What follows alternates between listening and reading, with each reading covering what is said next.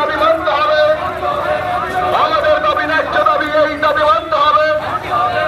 ইনকিলাব জিন্দাবাদ, trade union এবং সংযুক্ত কিষাণ মোর্চা দিচ্ছে না, ট্রেড ইউনিয়ন এবং সংযুক্ত কিষাণ মোর্চা দিচ্ছে না।